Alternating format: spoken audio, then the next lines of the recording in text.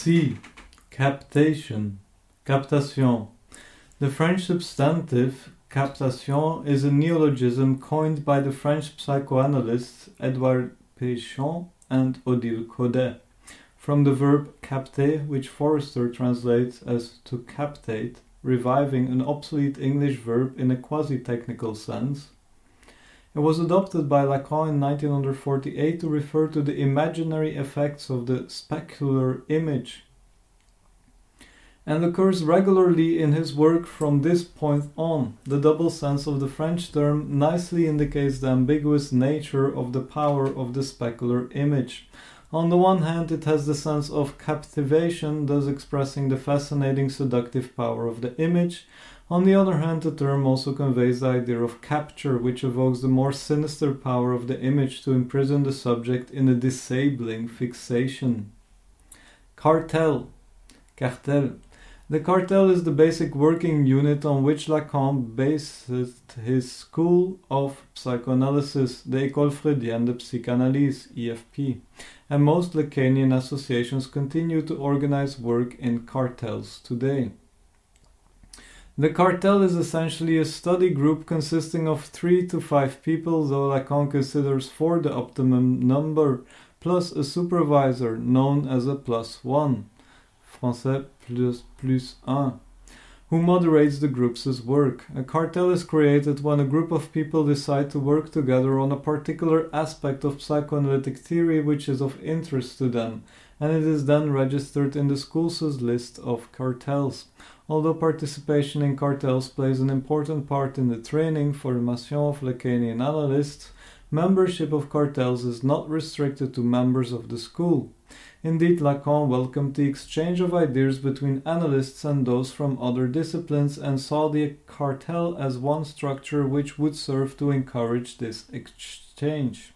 By organizing research work around a small-scale unit like the cartel, Lacan hoped to avoid the effects of massification, which he regarded as partly to blame for the sterility of the International Psychoanalytical Association, IPA.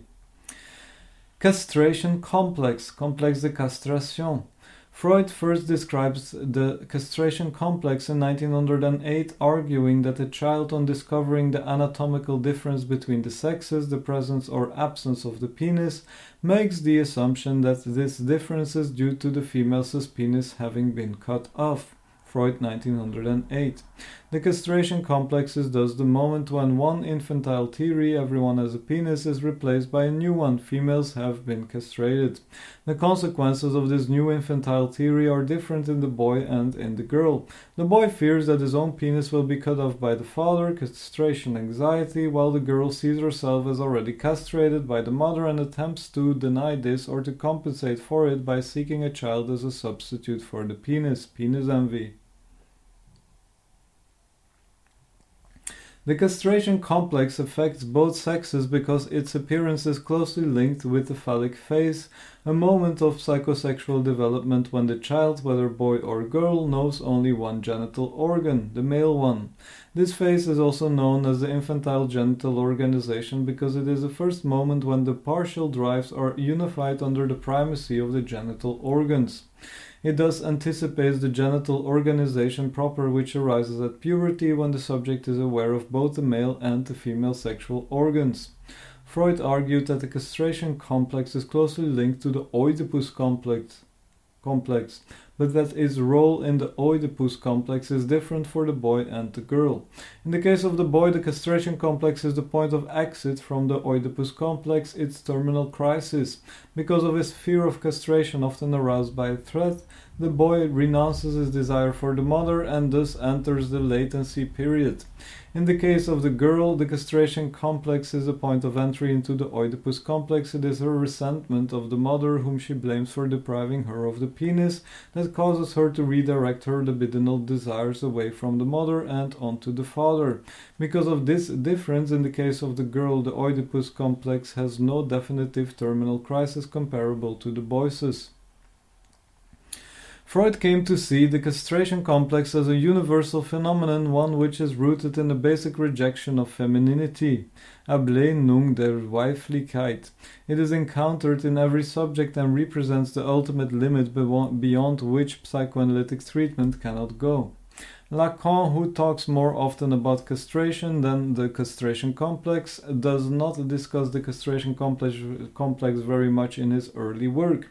He dedicates a few paragraphs to it in his article on the family, where he follows Freud in stating that castration is first and foremost a fantasy of the mutilation of the penis.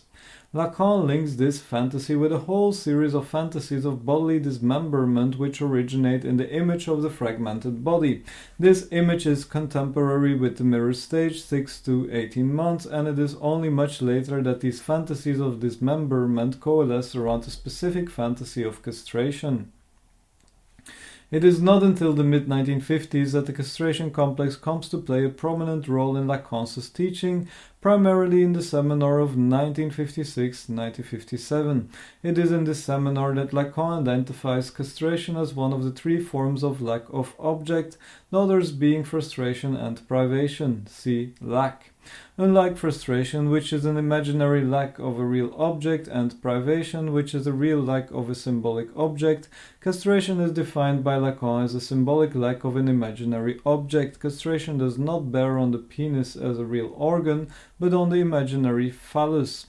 Lacan's account of the castration complex is thus raised out of the dimension of simple biology or anatomy. It is insoluble by any reduction to biological givens. Following Freud, Lacan argues that the castration complex is the pivot on which the whole Oedipus complex turns. However, whereas Freud argues that these two complexes are articulated differently in boys and girls, Lacan argues that the castration complex always denotes the final moment of the Oedipus complex in both sexes. Lacan divides the Oedipus complex into 3 times. In the first time, the child perceives that the mother desires something beyond the child himself, namely the imaginary phallus, and then tries to be the phallus for the mother, see pre-Oedipal phase. In the second time, the imaginary father intervenes to deprive the mother of her object by promulgating the incest taboo. Properly speaking, this is not castration, but privation. Castration is only realized in the third and final time, which represents the dissolution of the Oedipus complex. It is then that the real father intervenes by showing that he really possesses the phallus in such a way that the child is forced to abandon his attempts to be the phallus.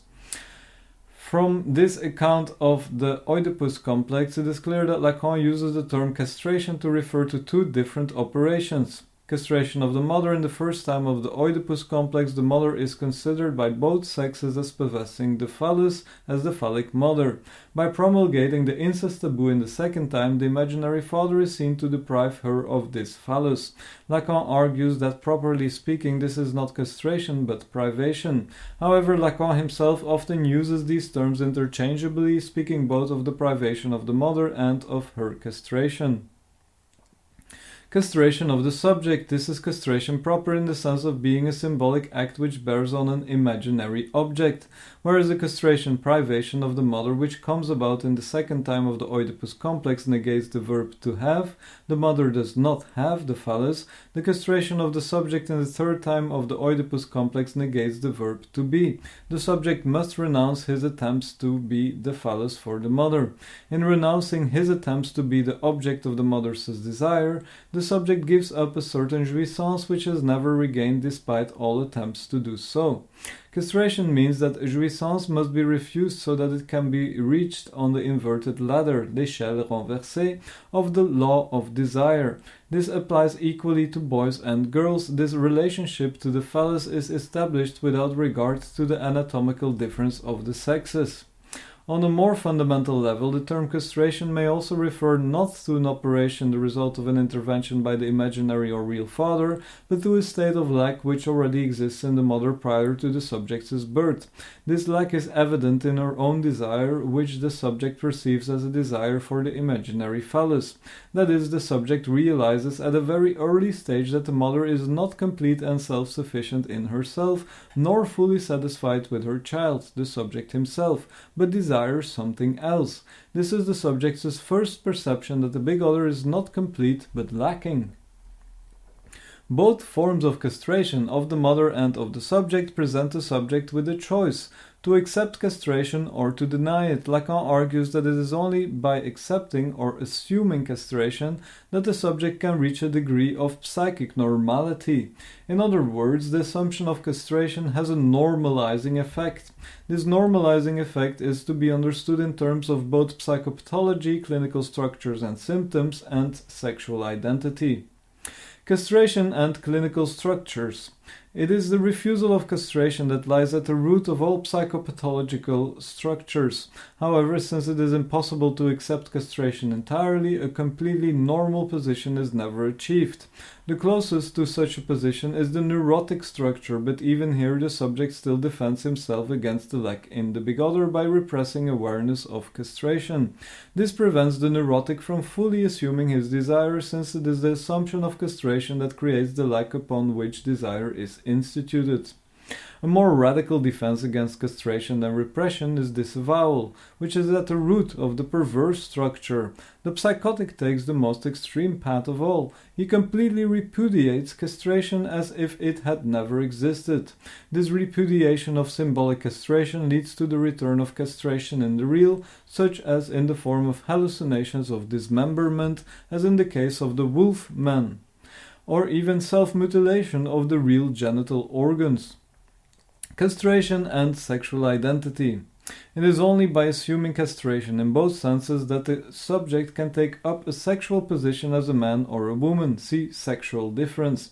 The different modalities of refusing castration find expression in the various forms of perversion. Cause.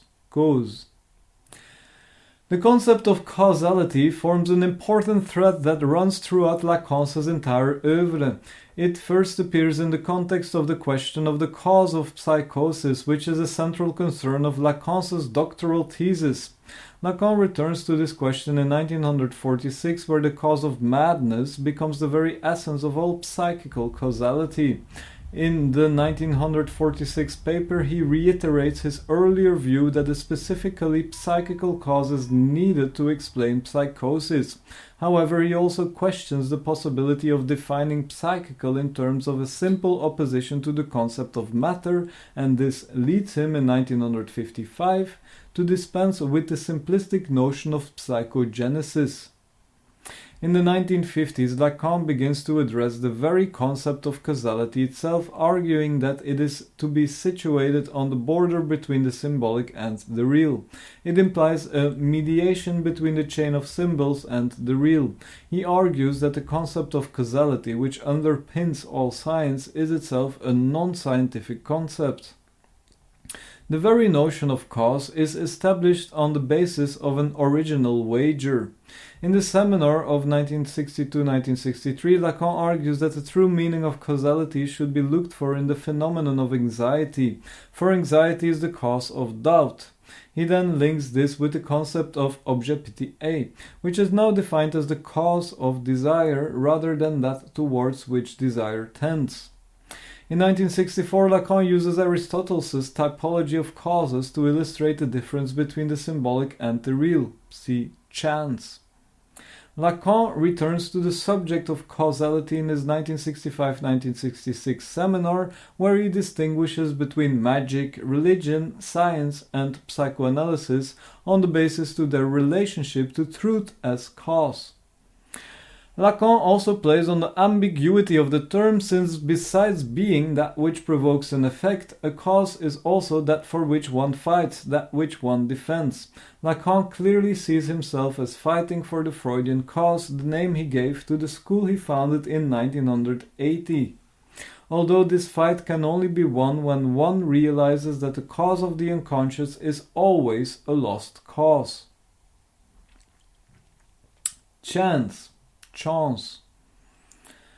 Freud has often been accused of a crude determinism, since no slip or blunder, no matter how apparently insignificant, is ever ascribed to chance. Indeed, Freud wrote, "I believe in external real chance. It is true, but not in internal psychical accidental events." Lacan expresses the same belief in his own terms. Chance, in the sense of pure contingency, only exists in the real. In the symbolic order, there is no such thing as pure chance. In the seminar of 1964, Lacan uses Aristotle's distinction between two kinds of chance to illustrate this distinction between the real and the symbolic. In the second book of the Physics, where the concept of causality, see cause, is discussed, Aristotle explores the role of chance and fortune in causality. He distinguishes between two types of chance: automaton, which refers to chance events in the world at large, and teiche, which designates chance insofar as it affects agents who are capable of moral action. Lacan redefines automaton as the network of signifiers, thus locating it in the symbolic order. The term thus comes to designate those phenomena which seem to be chance but which are in truth the insistence of the signifier in determining the subject. Automaton is not truly arbitrary, only the real is truly arbitrary, since the real is beyond the automaton. The real is aligned with teiche, which Lacan redefines as the encounter with the real. Teiche thus refers to the incursion of the real into the symbolic order, unlike the automaton, which is the structure of the symbolic order which determines the subject. Teiche is purely arbitrary, beyond the determinations of the symbolic order. It is a knock on the door that interrupts the dream, and on a more painful level, it is trauma. The traumatic event is the encounter with the real, extrinsic to signification. Code. Lacan borrows the term code from Roman Jacobson's theory of communication. Jacobson presents his opposition code versus message as an equivalent of Saussure's langue versus parole. However, Lacan draws an important distinction between the concepts of language and code.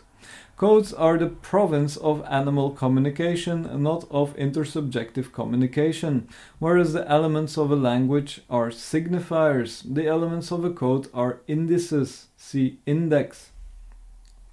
The fundamental difference is that there is a fixed bi-univocal one-to-one relationship between an index and its referent, whereas there is no such relationship between a signifier and a referent or between a signifier and a signified. Because of the bi-univocal relation of indices and referents, codes lack what Lacan regards as the fundamental feature of human languages, the potential for ambiguity and equivocation. Lacan is not always consistent in maintaining this opposition between code and language. In the seminar of 1958-1959, for example, when presenting the elementary cell of the graph of desire, he designates one point as the code, which he also designates as the place of the big other and battery of signifiers. In this case, it is clear that the term code is being used in the same sense as the term language, namely to designate the set of signifiers available to the subject. Cogito. Lacan's works abound in references to the famous phrase by Descartes, cogito ergo sum, I think therefore I am, see Descartes. This phrase, which Lacan often refers to simply as the cogito, comes to stand in Lacan's work for Descartes' entire philosophy. Lacan's attitude to Cartesianism is extremely complex, and only a few of the most important points can be summarized here. 1. On one level, the cogito comes to stand for the modern Western concept of the ego, based as it is on the notions of the self-sufficiency and self-transparency of consciousness, and the autonomy of the ego. Although Lacan does not believe that the modern Western concept of the ego was invented by Descartes or by any other individual, he argues that it was born in the same era in which Descartes was writing, the mid-16th century to the early 17th century, and is particularly clearly expressed by Descartes. Thus, although this concept of the ego seems so natural and eternal to Western man today, it is in fact a relatively recent cultural construct. Its eternal natural appearance is in fact an illusion produced by retroaction. Lacan argues that the experience of psychoanalytic treatment is an experience that leads us to oppose any philosophy directly issuing from the cogito. Freud's discovery of the unconscious subverts the Cartesian concept of subjectivity because it disputes the Cartesian equation subject equals consciousness. One of Lacan's main criticisms of ego psychology and object relations theory is that these schools betrayed Freud's discovery by returning to the pre-Freudian concept of the subject as an autonomous ego. 2. On another level, Lacan's view can be seen not only as a subversion of the cogito, but also as an extension of it, for the cogito not only encapsulates the false equation subject equals consciousness, which Lacan opposes, but also focuses attention on the concept of the subject, which Lacan wishes to retain. Thus, the cogito contains within itself the seeds of its own subversion by putting forward the concept of subjectivity, which undermines the modern concept of the ego. This concept of subjectivity refers to what Lacan calls the subject of science, a subject who is denied all intuitive access to knowledge and is thus left with reason as the only path to knowledge. By opposing the subject to the ego, Lacan proposes that the subject of the Cartesian cogito is in fact one and the same as the subject of the unconscious. Psychoanalysis can thus operate with a Cartesian method advancing from doubt to certainty, with the crucial difference that it does not start from the statement I think, but from the affirmation it thinks, ça pense. Lacan rewrites Descartes' phrase in various ways, such as I think where I am not, therefore I am where I do not think. Lacan also uses the cogito to distinguish between the subject of the statement and the subject of the enunciation.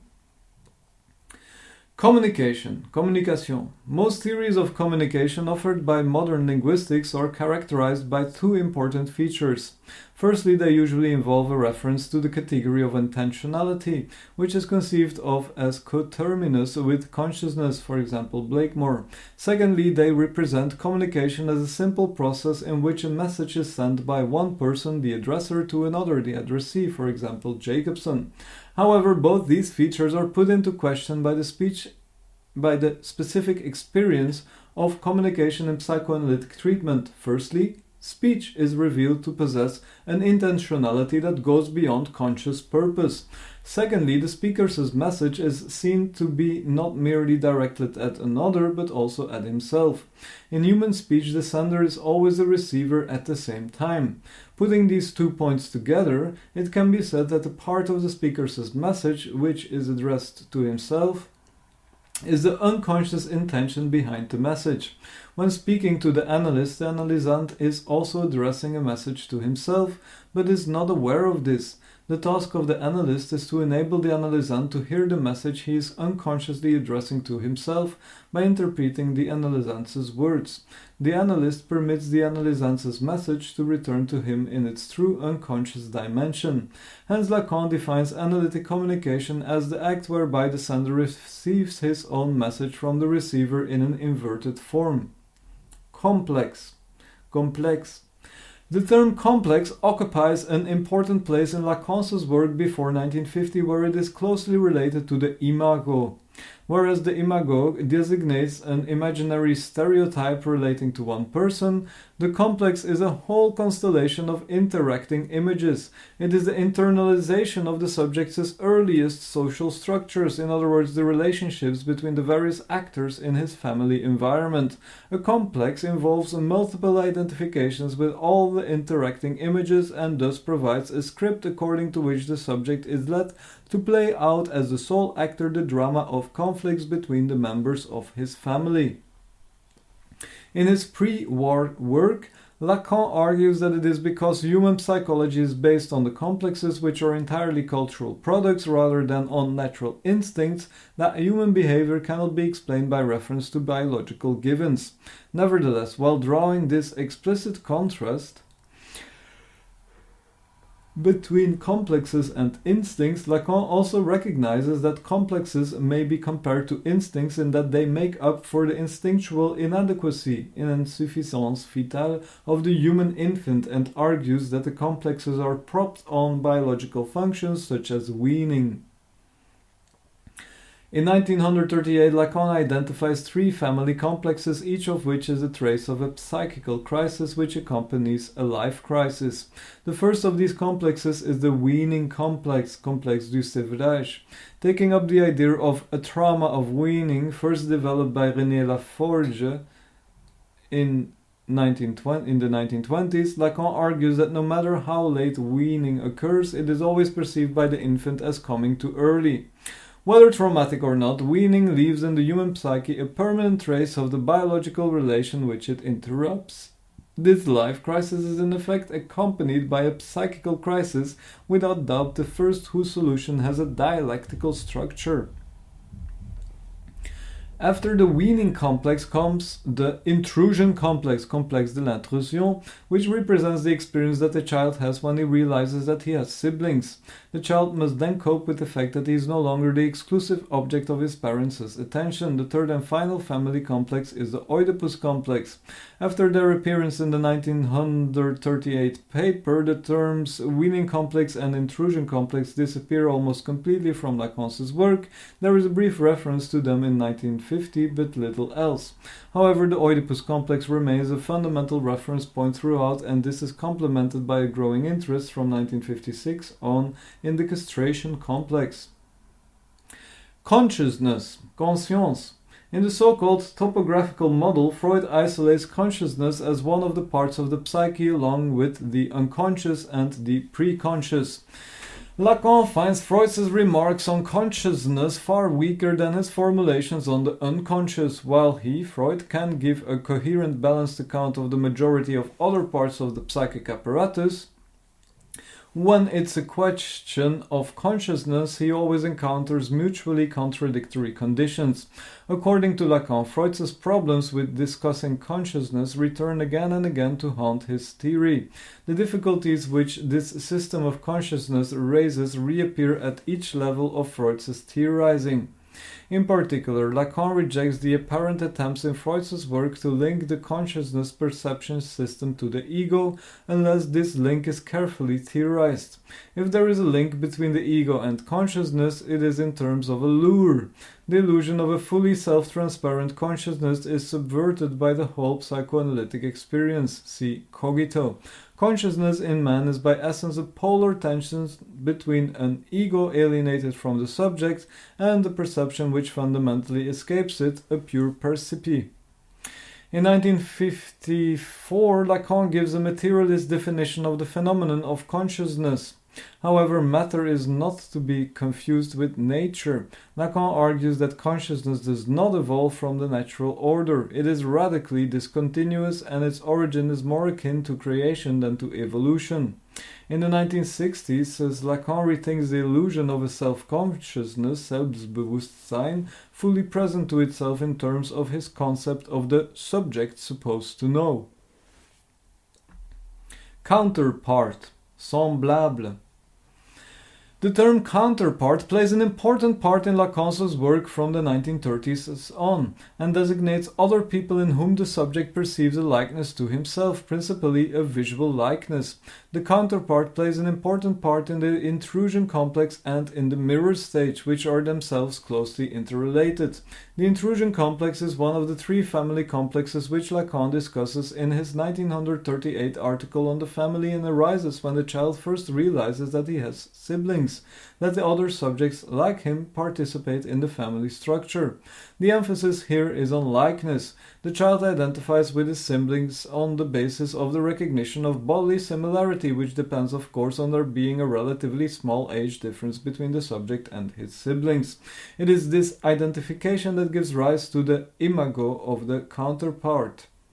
The imago of the counterpart is interchangeable with the image of the subject's own body, the specular image with which the subject identifies in the mirror stage, leading to the formation of the ego.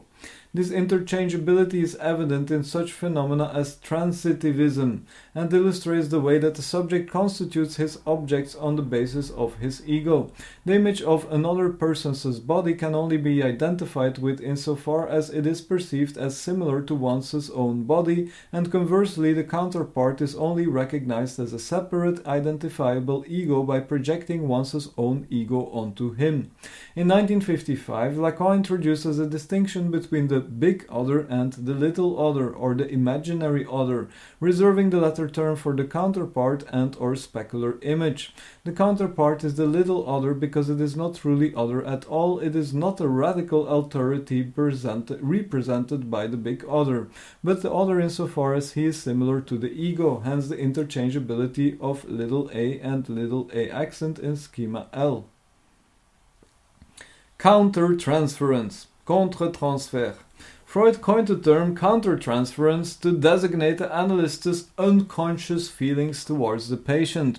Although Freud only used the term very rarely, it became much more widely used in psychoanalytic theory after his death. In particular, analysts soon divided over the role allotted to countertransference in discussions of technique. On the one hand, many analysts argued that countertransference manifestations were the result of incompletely analyzed elements in the analyst, and that such manifestations should therefore be reduced to a minimum by a more complete training analysis. On the other hand, some analysts from the Lacanian school, beginning with Paula Hyman, argued that the analyst should be guided in his interpretations by his own countertransference reactions, taking his own feelings as an indicator of the patient's state of mind. Hyman, 1950. Whereas the former group regarded countertransference as an obstacle to analysis, the latter group regarded it as a useful tool. In the 1950s, Lacan presents countertransference as a resistance, an obstacle which hinders the progress of psychoanalytic treatment. Like all resistances to treatment, countertransference is ultimately a resistance of the analyst. Thus Lacan defines countertransference as the sum of the prejudices, passions, perplexities, and even the insufficient information of the analyst at a certain moment of the dialectical process of the treatment. Lacan refers to two of Freud's case studies to illustrate what he means. In 1951, he refers to the Dora case and argues that Freud's countertransference was rooted in his belief that heterosexuality is natural rather than normative, and in his identification with Herké, Lacan argues that it was these two factors which caused Freud to handle the treatment badly and provoke the negative transference which led to Dora breaking off the treatment. In 1957, Lacan presents a similar analysis of Freud's treatment of the young homosexual woman. He argues that when Freud interpreted the woman's dream as expressing a wish to deceive him, he was focusing on the imaginary dimension of the woman's transference rather than on the symbolic dimension. That is, Freud interpreted the dream as something directed at him personally rather than as something directed at the big other. Lacan argues that Freud did this because he found the woman attractive and because he identified with the woman's father. Once again, Freud's countertransference brought the treatment to a premature end, though this time it was Freud who decided to terminate it. The preceding examples might seem to suggest that Lacan aligns himself with those analysts who argue that the training analysis should give the analyst the capacity to transcend all affective reactions to the patient. However, Lacan absolutely rejects this point of view, which he dismisses as a stoical ideal. The training analysis does not put the analyst beyond passion, and to believe that it does would be to believe that all the passions stem from the unconscious, an idea which Lacan rejects. If anything, the better analyzed the analyst is, the more likely he is to be frankly in love with or be quite repulsed by the analysant. If then the analyst does not act on the basis of these feelings, it is not because his training analysis has drained away his passions, but because it has given him a desire which is even stronger than those passions, a desire which Lacan calls the desire of the analyst. Hence, Lacan does not entirely reject Paula Hyman's position. He accepts that analysts have feelings towards their patients, and that sometimes the analyst can direct the treatment better by reflecting on these feelings. For example, if Freud had reflected a bit more on his feelings towards the young homosexual woman, he might have avoided interpreting her dream as a message addressed directly to him.